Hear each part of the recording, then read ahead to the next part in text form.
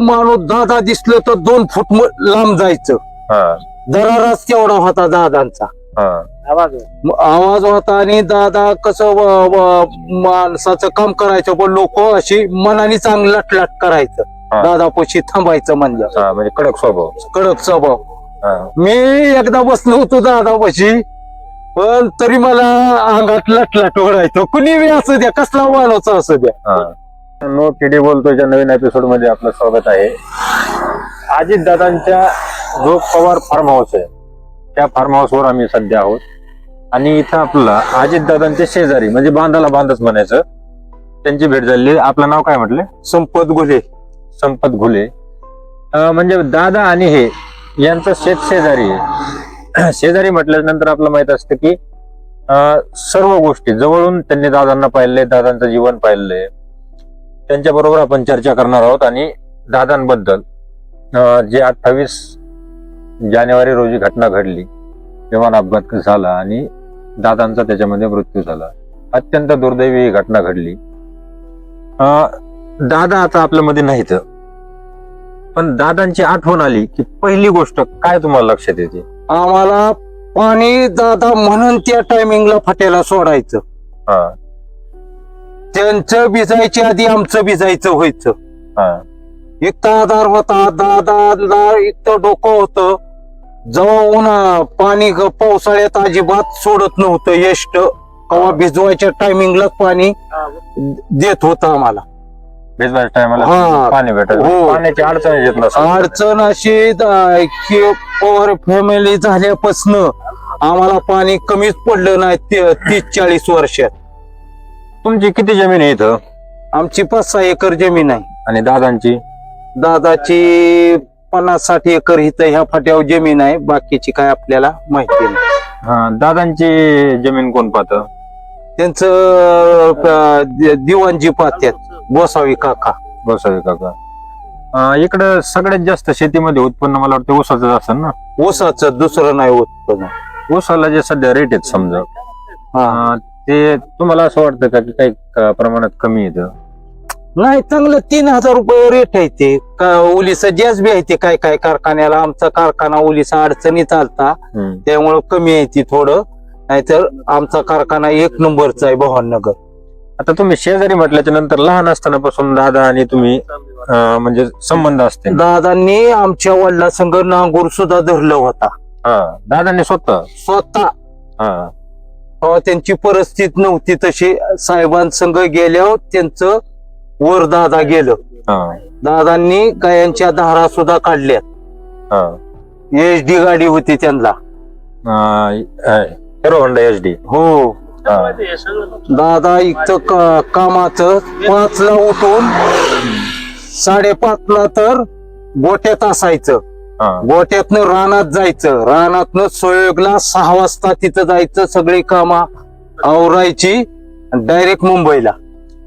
मित्रांनो, आपण पाहतो की दादा सकाळी 6 वाजतापासूनच कामाला सुरुवात करतात. त्याच्या पाठीमागचं खरं कारण काय ते आपला त्यांचे जे शेजारी आहेत त्यांच्या बरोबर बोलताना लक्षात येत नाही. कारण सुरुवातीपासूनच ज्यावेळेस ते शेतात काम करायचे त्यावेळेस पण त्यांच्या कामाची सुरुवात सकाळी लवकरच व्हायची आणि ती एक सवय पडल्यामुळं तो माणूस कंटिन्यू त्या पद्धतीने काम करत राहिला. असा नेता कुठलाच आमदार उठला नाही सकाळचा 6 वाजता.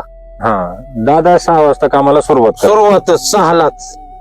अहो, लोक हातुरणात असताना दादाची गाडी जायची. आमची काय योगायोगाने गाठ कशामुळे पडायची, फटा सुटल्या आम्ही लवकर उठायचो त्याच्यामुळे दादांची गाठ पडायची. तर दादांचा ज्यावेळेस ऍक्सिडेंट झाला, विमान अपघात झाला, ते माहीत झाल्याच्या नंतर तुम्हाला ते काय नेमकं असं नसल्यासारखं झालं? मी एक जणाला शिव्या दिल्या असं घटना सांगितल्यावर. तो नीट चौकशी मला करू दे आणि कुठं बोलला तर तुला लोक हंत्यान म्हणलं असं मी 8:30 नंतर बोललो त्या माणसाला. मग मला एका पुढाऱ्याने सांगितल्यावर थोडा विश्वास बसला आणि आम्ही बारामतीला गेलो त्या हेलिकॉप्टरकडे. त्याची मनाकडे पडल्यावर त्या विमानाकडे ज्यावेळेस तुम्ही गेला होता, इथून तिथं जायला समजा तरी तुम्हाला 15-20 मिनिटाचा 15-20 मिनिटं गेलीच माझी. तिथं मी आता त्या स्पॉटला जाऊन आलोय. तर त्यांचं असं मत होतं की ज्यावेळेस तो स्फोट झाला आणि वरून जो रनवे बनवलेला आहे हा त्याच्यापेक्षा वर जाळ गेला होता, जाळाचा भडका. भडका आणि 3 मी वेळा पाहिलं झालता. पलीकडे एक लिंब झाड होतं एक हा. पलीकडे, त्याचे पानं सुद्धा असे करपल्यासारखे झाले. हो झाले ना. आता ह्याच्यामधून एक गोष्ट म्हणजे मला विचारायची, एवढा मोठा स्फोट झाला, जाळाचा भडका, हा आणि तिथं ज्यावेळेस न्यूज वगैरे येत होत्या, हा ते कागद जे साईडला पडलेले होते हा ते कागद मात्र जळालेले नव्हते. तिथं मला आश्चर्य वाटतं, ते एवढा नेमकं कोट का- झाला आणि कागद तशी फाईल राहिली. ते अशा इस काढली सगळी कागद, हो, आणि एक कागद पेटला सुद्धा नाही. म्हणजे त्याच्यावर पण शंका उपस्थित केली जाते की हो. असं झालं कसं काय. त्याच्यामध्ये आपले जे सामान्य बारामतीचे लोक आहेत, तुमच्या आजूबाजूचे लोक आहेत, हो यांना याच्यामध्ये काय वाटतं, नेमकं याच्यामध्ये शंका उपस्थित होतात का ऍक्सिडेंटच झालाय आता 9 तारखेला किंवा अपघात झालाय, याचं नेमकं काय वाटतं? आता आम्हाला काय वाटतंय, 9 तारखेला आम्हाला कोणाला बोलायला नाही सांगितलं. रोहित दादा बोलणार आहे ती 9 तारखेला, काय हा. कशाने घटना झाली ती 9 तारखेला 9 तारखेला बोलणार आहेत. त्यांचा 13 होस तर काय बोलायचं नाही म्हणजे. 13 होईपर्यंत हा. म्हणजे राजकीय विषयामध्ये यायचंच नाही असं हो त्यांनी त्यांच्या सांगलंय. सगळी फॅमिली बसून त्यांनी हे केलंय, हा निर्णय घेतला. आणि कुणी बोलायचं नाही मीडिया जवळ. तर लहान असताना दादा कसे होते, तुम्ही त्यांचे लहानपणीपासून जे मित्र आहेत म्हणून विचारतो. नाही एवढं मी दादापासून माझं वय कमी होतं, जास्ती आमच्या वडिलांनी बघितलं होतं. हा, पण तरी पण तुम्ही ऐकलं असेल ना की लहान असताना कसे असायचे. दादा शाळेमध्ये कुठं शिकलेले आहेत? कोल्हापूरला आणि मुंबईला होतं, पण तिथं पचन नाही झाल्यामुळं परत कोल्हापूरला गेले दादा. कोल्हापूरला. हा, दादाचा 2 इशे काही एक राहिला होता. मी टीव्ही बातमी ऐकली काल हा. परवा दिवशी. हा. दादा कोल्हापूरला गेलं. हा, मग परत त्यांना शेतीची आवड आली. हा, शेतीत त्यांना पण साहेबांनी परत पुतण्याला वरच्या पदावर बसवलं, डायरेक्टर केलं आधी. बँकेचे दादा. हो बँकेचे. मग तिथनं वर त्यांची वाटचालन दादाचं कसं रपरप काम व्हायला लागली सगळ्यांची. हा, त्यामुळं दादाकडं राष्ट्रवादीकडं कल सगळा कळला लोकांचा, हा, आणि पक्षाची ताकद वाढली. ताकद वाढली. त्यांचा पक्ष जो आहे हा हा आता पवार साहेबांपासून वेगळा झालेला आहे. हा पण मी असं ऐकलं होतं की दोन्ही पक्ष कुठेतरी एकत्र यायचा प्रयत्न करत होते. चाललंय त्यांचं, अजून झालं नाही. नाही नाही, सामान्य बारामतीकरांना म्हणजे सगळ्या लोक सगळ्यांना काय वाटतं एक त्याच्यामध्ये? पक्ष हो म्हणजे अजून ताकद वाढेल त्यांची. अजून ताकद वाढवून. साहेबाची 10 खासदार आहे ती, दादांचा 1 आहे, खाली आमदार आहे ती दादाचं जास्त त्याच्यामुळे ताकद वाढला वाढेल. हो फायदा होईल आणि आमच्या बारामतीचा विकास होईल अजून. बारामतीचा जर आपण विकास पाहिलं तर या विकासात सगळ्यात महत्वाची गोष्ट तुम्हाला कोणती वाटते? आम्हाला विकास लय केलाय दादाने, आणि गरिबांची मुलं बी लावल्यात कामाला. आणि ही पाण्याची सोय जी आहे, हे आपलं पाटाने पाणी आपण आता इथं पाहतो, हो हे कधीपासून ह्या गोष्टीची सुरुवात झाली, म्हणजे किती वर्षापूर्वीपासून? शरद पवार मुख्यमंत्री झालं का नाही तेव्हापासून सुधारणा आमच्या गावाची झाली. पवार साहेब मुख्यमंत्री झाले. हा, मग परत आणि शरद पवारच कशी गती कमी पडायची, पण ह्यांची गती जास्ती होती जास्त होते. कामाची, तरुण असल्यामुळं. हा, साहेब हुशार 1 नंबर. पवार साहेब, शरद पवार साहेब. हो, त्यांना सगळं वरचं कळायचं, खालचं, पण दादांकडच खालचं बघायला दिसत. म्हणजे बारामती दादांकडे सांभाळायला देऊन. हो, आता पवार साहेबांचा जर आपण विचार केला तर ते आता वयच झाले समजा. वय झालंय.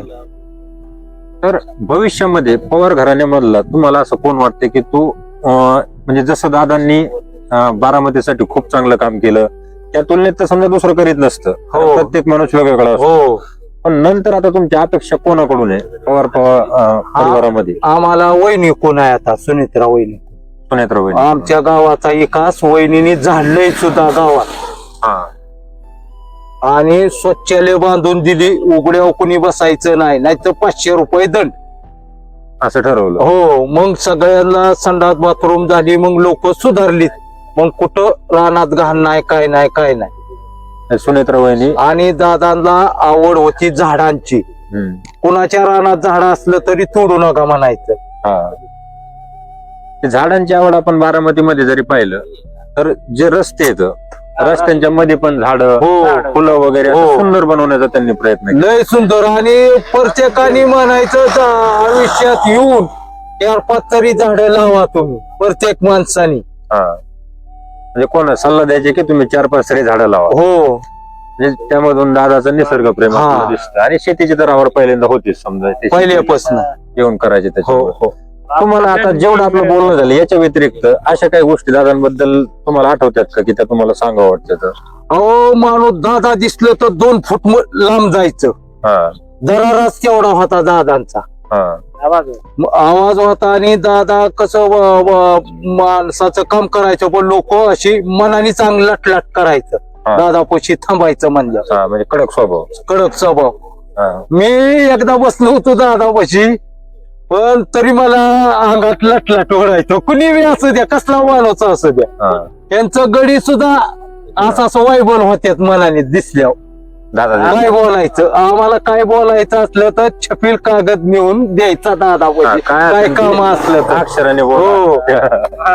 आणि कागद माका नाही पाहिजे, स्वच्छ कागद. आणि असा चुरगळून नाही आणायचा, असा व्यवस्थित आणायचा फाईलीमध्ये आणि दादांकडे द्यायचा. मग दादा घ्यायचं काम आणि फोन परत करायचं, तुझं काम झालंय. डायरेक्ट काम झाल्याच्या नंतरच फोन. हो हो. लगेच आपण असं दिसलो ना, हात केला तरी थांबायची गाडी, किती ताप असला तरी, पण काम करायचं. पण याच्यामध्ये एक गोष्ट मला विचारायची की आता आपण पाहतो की पहिल्यासारखं राजकारण नाही राहिलं, की लोक ह्या पक्षातून लगेच दुसऱ्या पक्षात आम्ही विकासासाठी गेलो. आता दादांसारख्या माणसाने सांगितलं तर ते साहजिक होतं. हो, दादांनी विकास केला. आपण पाहतो की विकास दिसतो इथं. हो. तसं महाराष्ट्रामध्ये खरंच विकास करणारे नेते आहेत असं तुम्हाला वाटतं का? हे पवार कुटुंब सोडतं समजा, कोणच नाही विकास करणारा. आणि आला निवडून तरी त्याच्याकडून विकास होणार नाही. ह्यांची पॉवर जास्त आहे आणि लोकसंख्या जास्त आहे. कारखाना असो, कुठली निवडणूक असो, ह्यांचाच पॅनेल निवडून येतो. तिन्ही कारखान्याला भवाननगर, माळेगाव आणि सोमेश्वर सहकारी कारखाना सगळे दादांच्या ताब्यात आहे ती. आणि पाडतो म्हणलं तरी दादा पाडायचं एखाद्या आमदारला. आणि सांगून पाडायचे. हो. दरारा होता दरारा. आणि लोकांचं मत पण, लोकांसाठी कामं केल्याच्या नंतर लोकांना काय वाटतं की यांनाच मतदान करावं. आणखी काय एखादा किस्सा? नाही, एवढंच माहिती आहे मला.